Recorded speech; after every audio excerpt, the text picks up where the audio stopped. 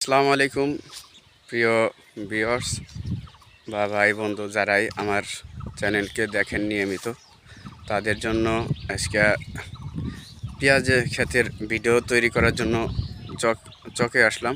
দেখতে পাচ্ছেন আপনারা যে আমি কিন্তু এর আগে একটা পেঁয়াজের হাট দেখাইছি আপনারা যথেষ্ট পরিমাণে সাড়া দিয়েছেন এবং দেখছেন। তো ওই উৎস থেকেই মূলত চকে আসলাম আপনাদের দেখানোর জন্য যে এই বছরের পেঁয়াজ আসলে কেমন হয়েছে, কেমন আবাদ হয়েছে, কেমন ফলমান হয়েছে, এই নিয়ে আমি ছোট্ট একটা রিপোর্ট দেখাবো আপনাদের। আশা করি আপনাদের ভালো লাগবে। তো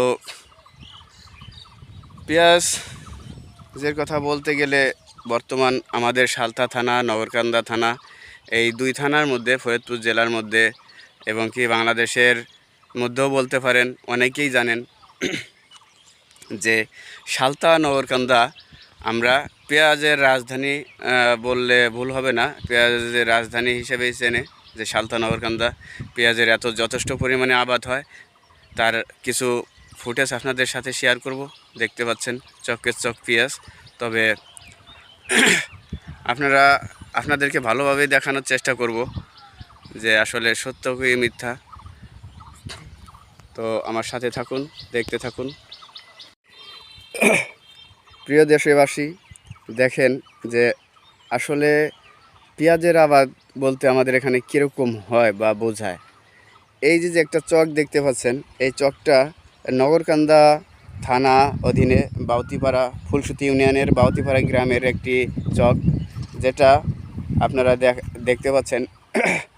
এই চকে আগে ধান থাকতো ওই সাইড দিকে, আবার গম থাকতো, ধনিয়া থাকতো, কালিজিরা থাকতো, অনেক ধরনের ফসল থাকতো। তবে মূলত বর্তমান এই সমস্ত চকে পেঁয়াজের আবাদ ভালো হওয়ার কারণে, এই যে দেখতে পাচ্ছেন, ভালো হওয়ার কারণে এখন সারা চকই পেঁয়াজের কোনো বিকল্প নাই। এই যে দেখছেন, ওই যারা একটু কাছে নিয়ে দেখাই, ওই যে পেঁয়াজ আর পেঁয়াজ। এখানে পেঁয়াজ ছাড়া অন্য কোনো এখন জমিতে চাষাবাদ হয় না বললেই চলে, করে না। আমি একটু সামনের দিকে এগিয়ে যাব দেখানোর জন্য যে পেঁয়াজ কেমন হয়েছে। এই যে দেখতে পাচ্ছেন পেঁয়াজটা আসলে কেমন হয়েছে। এলটা দেওয়া পড়ে গেছে, ভালো হয়েছে মোটামুটি এই দেশে এই বছরের পেঁয়াজ।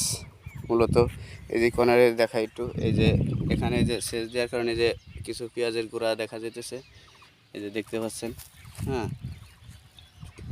তবে আজকে একটা কথা শেয়ার করব আপনাদের, যারা আমার ইউটিউব চ্যানেল সিনহা ব্লগস দেখেন, আপনাদের সাথে একটা কথা শেয়ার করব।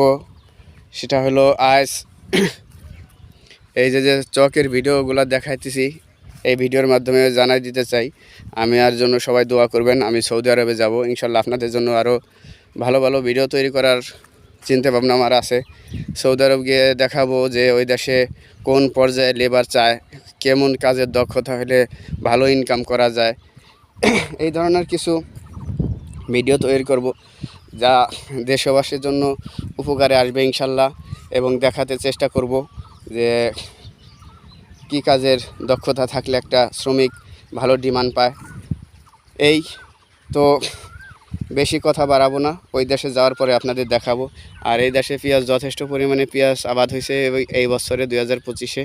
আর এই কারণেই ইন্ডিয়া থেকে পেঁয়াজ না আসা সত্ত্বেও আপনারা 30 টাকা 40 টাকা কেজিতে ঢাকা শহর অন্যান্য সিটিতে পেঁয়াজ খাইতেছেন। আমাদের এখানে পাইকারির দাম বর্তমান 11 থেকে 1200 টাকা, 1300 টাকা। হাই লেভেলে যে পেঁয়াজটা বড় বড়, সেই পেঁয়াজটা 1300 টাকা। যাই হোক, দেখতে পাচ্ছেন অনেক সুন্দর পেঁয়াজ হয়েছে। আর কথা বাড়াবো না, আমি কয়টা স্যাম্পল দেখাবো উঠাইয়া যে আসলে পেঁয়াজের কোয়ালিটি, পেঁয়াজের ধরন কেমন হয়েছে।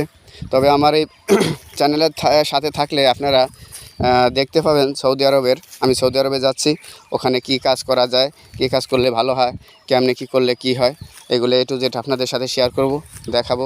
এখন কিছু পেঁয়াজ উঠাইয়া, মাশাল্লাহ মোটামুটি ভালো হয়েছে। একটাও ঠিক